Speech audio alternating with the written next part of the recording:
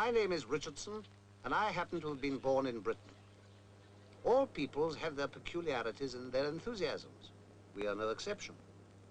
One of our enthusiasms is a game whose cause is served by experts and by those who only stand and wait. And while they wait, certain preparations, solemnly proceeding during many hours, reach their climax. For this is Lord's, deeply rooted in tradition and in the ritual tradition brings, where until the proper time, no man may enter unless he have some special access. Well, on this occasion, I have some special access. My name's Arlott, John Arlott, and later on I'll be telling you something about the match. In the meantime, out comes the old country land measure. 22 yards, 4 rods, poles or perches, 1 chain, the length of a cricket pitch. They're measuring out the wicket, and that is something of a ritual, as a matter of fact. It takes many hours of skillful work over many months to prepare a first-class wicket, and that's just what this is, the special test wicket, a very revered patch of English turf plumb in line with the pavilion door. The test wicket of all test wickets, when at Lord's England plays Australia, and when that happens, everything has to be just so, to start with anyway. And while they've been working, the crowds have been gathering, soon to grow to something like 30,000 people, to say nothing of those who have to stay at home and listen on the radio to people like me. 30,000 people and many millions throughout the world did but time and geography allow.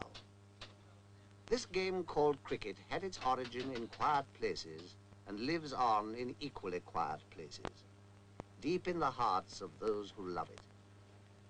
What is it about this unobtrusive game? What is its magic? For magic it must surely be that makes men sit and watch and dream of past occasions and of wistful yearnings never quite fulfilled. Magic it is that makes the hush when captains meet. The wicket is inspected and another test begins.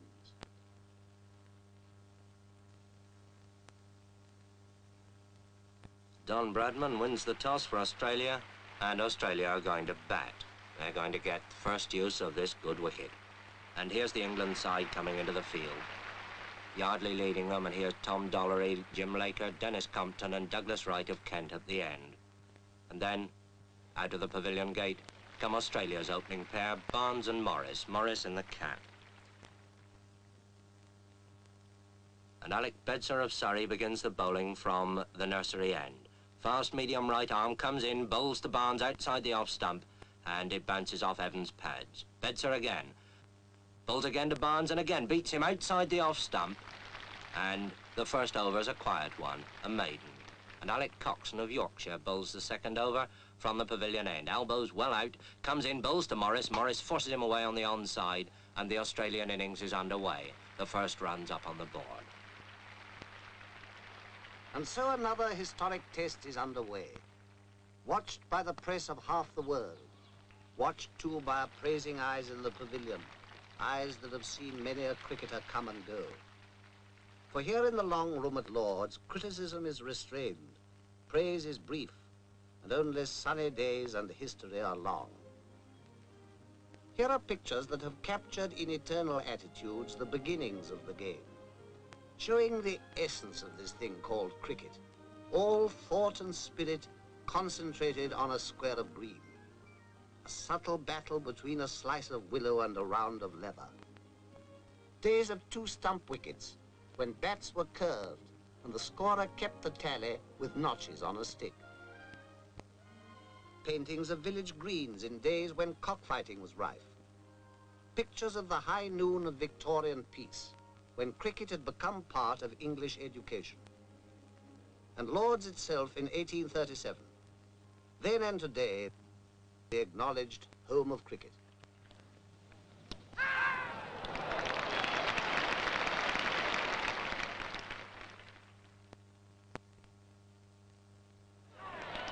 Australia's innings has come to a close. The score stands high and is duly noted. There is time to breathe until England takes the field. Now, cricket in the hands of the experts, more than a game. It's a craft at least, almost a science.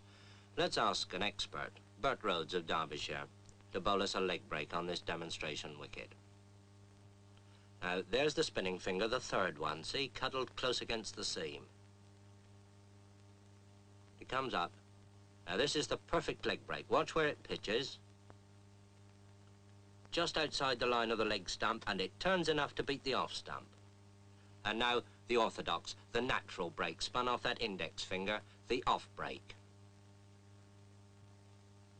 And this pitches, watch it, outside the line of the off stump, and it beats the leg stump. Now, that's the right arm bowler's orthodox weapon. Let's see how the batsman copes with it. As the ball comes down to him, turning into him, well, all right, he just lets it hit the bat. And that's why short-leg fieldsmen were born. Well, perhaps attack's the best method of defense. Down comes that off break again, and the batsman hooks it hard and high over those short-leg fieldsmen, but not over deep square leg. There is a way of doing it, of course, over the ball as it moves into you, and push it away along the ground as Edrich does this ball from Lindwall, playing it to Barnes. When England are 27 for 1, which is nothing for Englishmen to be very happy about, and Ray Lindwall is bowling at full speed to Hutton.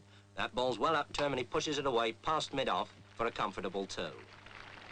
Bradman moves round those hungry Australian slip fieldsmen, and Lindwall, in one of the finest spells of fast bowling seen in England since Larwood, bowls again, this time to Edrich, and Edrich pushes him away out into the covers, quite safely.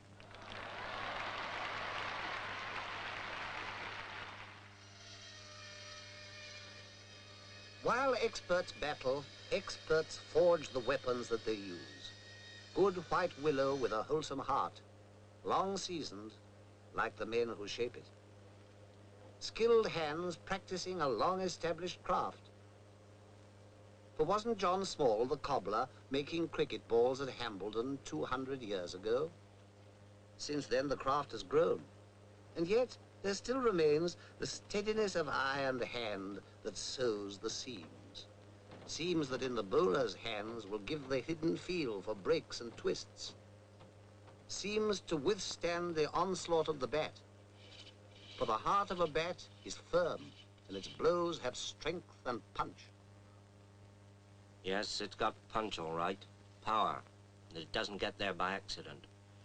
Take the handle now, with its cane and rubber springing, to whip as it's got to when a Hutton or a Bradman drives a fast bowler far away. There's got to be good splicing for that kind of thing, too, but cricket and craftsmanship go hand in hand, and when handle meets blade in a cricket bat, you've got a real piece of craftsmanship. It's the same with the ball, sewn firm and tight, and when it's done, a durable, balanced projectile, carefully weighed and measured and graded, as precise in its making as the hands that will use it, as precise as a cricket bat. First-class weapons, one designed to break or swing and beat the bat, and the other to fathom the tricks of the bowler and send the ball far away.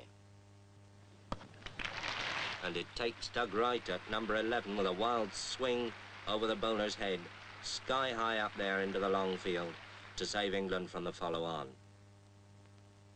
And Ray Lindwall, with 4 wickets already in the match, bowls again from the pavilion end, and bowls Alec Bedser.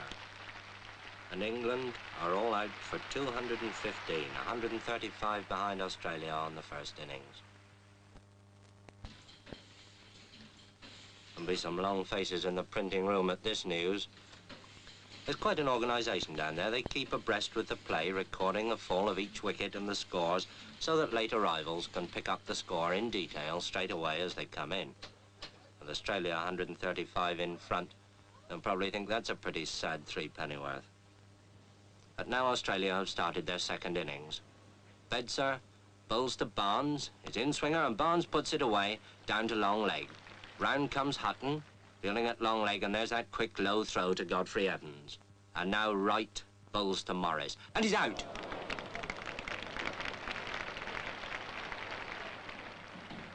When a wicket falls or a hit is made, those behind the scenes spring into action. What they record will go speeding over land and ocean. When a batsman strikes, The whole world outside will want to know the score. And when they know it, they'll cast an envious thought to those who sat at Lord's and watched. And there goes Barnes, magnificently caught by Washbrook at long on for 141. And Australia are now 431 in front. And now here comes Lindsay Hassett, the vice-captain, to face up to Norman Yardley. I suppose waiting for the earlier batsman. He's had his pads on for best part of 4 hours. Well, he needn't keep them on any longer.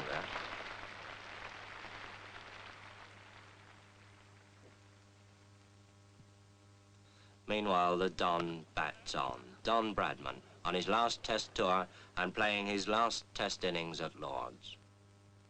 Don Bradman, the pride of Australia and the despair of England. But whichever side one favours, who can but acclaim a master?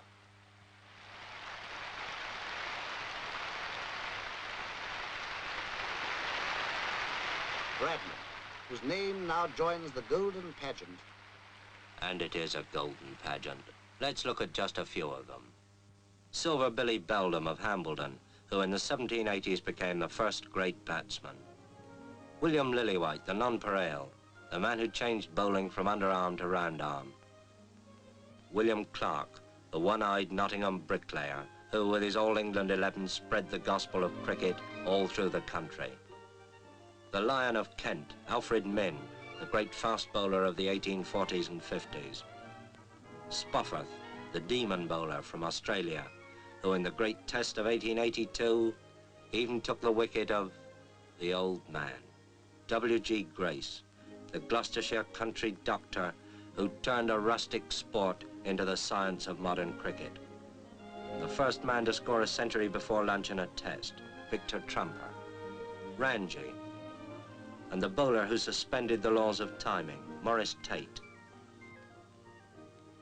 Clary Grimmett, the most accurate of all leg break bowlers. A problem even for England's great opening pair, Jack Hobbs of Surrey and his imperturbable Yorkshire partner, Herbert Sutcliffe. Jack Hobbs, the modern master, who, in the 1930s, resigned his supremacy to a young man from Bowral, Donald George Bradman. A pageant of 170 years of cricketers on whom the sun always shines. In retrospect, anyway. But cricket casts its own peculiar glow. And in the years to come, this day too of rain and cloud will be sunlit in the memory. Will rain stop play? Anxious eyes survey the wicket. Willing hands turn too.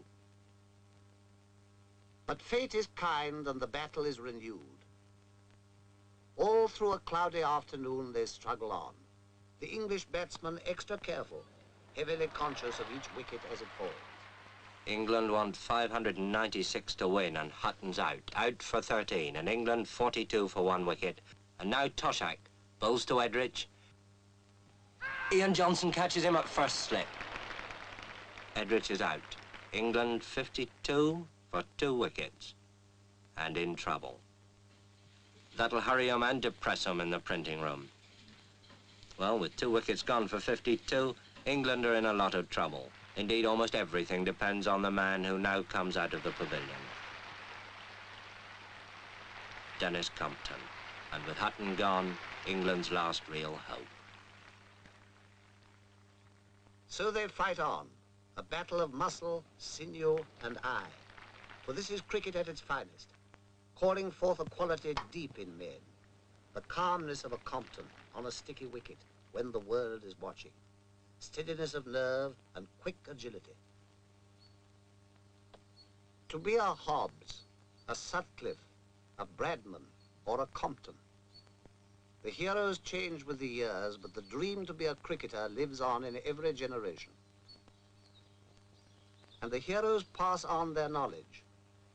For cricket is a part of the very substance of a country's education. But the game knows no class, and indeed no frontier. In the West Indies, Australia, New Zealand, India, under the shadow of Table Mountain, developing the same qualities in men, regardless of background, color, or creed. England, 106 for 3, want an impossible 490 to win. Impossible? Well, Compton's still there. And here's Big Bill Johnson with that bucking, bridling run coming in to bowl to him. And Compton's out. England's last hope of the impossible. And now, Toshack bowls to Coxon. Toshack thinks he's out. Umpire thinks he's out. Coxon thinks it's a shame. Now it's all over, bar shouting. The day wears on. Another game is lost and won. Well, perhaps not quite. Defeat has come to England, and to Australia, victory. Australia takes the Ashes. But victory is the least that men play cricket for. They play it for a host of reasons, ill-defined and hard to seek. On school ground, on city street, on village green, they play on. For the urge wells deep from quiet places, in men and in the land they spring from.